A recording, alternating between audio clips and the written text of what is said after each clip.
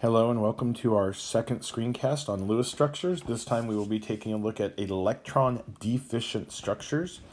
That translates to meaning we are going to have connections between atoms that involve multiple bonds. We're going to start out with a basic diatomic, oxygen.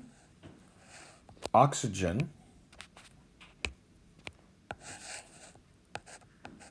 has 6 valence electrons because it is in group 16. There are 2 atoms in the structure, and that means I will have 12 electrons to work with to create this structure. First thing I'm going to do is get my oxygen atoms connected to each other, and that will leave me with 10 electrons remaining. I will now equally distribute the remaining electrons. Those 4 bring me down to 6. These 4 bring me down to 2, and then I have 2 more that I can place. You always want to try to get those electrons placed. Now I can look at the structure on the left, the oxygen on the left, and see it has 3 non-bonding pairs. That's 6 electrons, and the shared bond with the other oxygen for a total of 8. It is an octet. It is happy. But the oxygen on the right only has 6 electrons, 2 non-bonding pairs for a total of 4, and the shared bond. I cannot simply add more electrons because, as you can see from the subtraction, we have no extra electrons. At this point, we have become what is called electron deficient, which means I'm going to have to steal electrons from within the structure to try to make everyone happy. So I'm going to take the extra lone pair that's on this oxygen and use it to create a second bond between the 2 oxygens.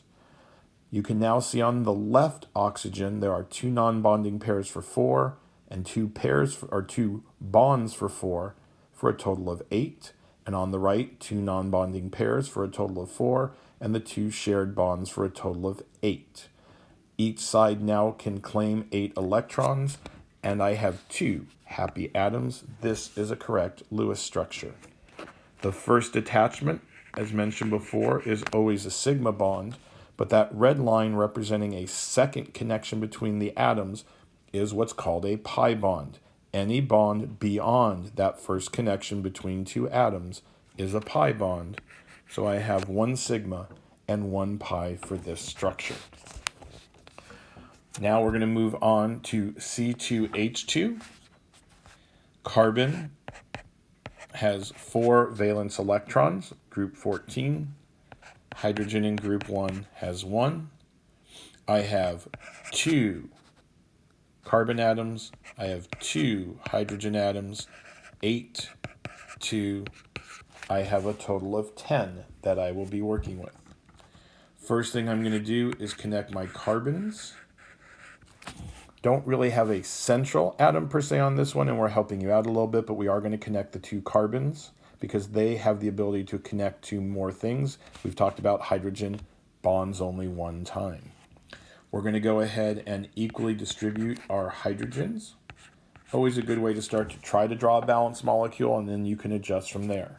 Those 3 connections use 6 electrons, and so I have 4 remaining.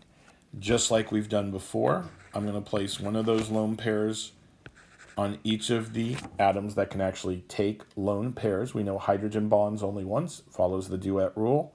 So we're going to put those onto the carbon, and that leaves me with 0 electrons. Taking a look at this structure, the hydrogens are happy. They follow the duet rule. They have their 1 bond. But the carbons right now are involved in 2 bonds and have 1 lone pair for a total of 6. So again, I don't have extra electrons I can add to the carbons, so I'm going to take this first lone pair and place it between. That gives the right side carbon an octet, but the left side carbon only has 6.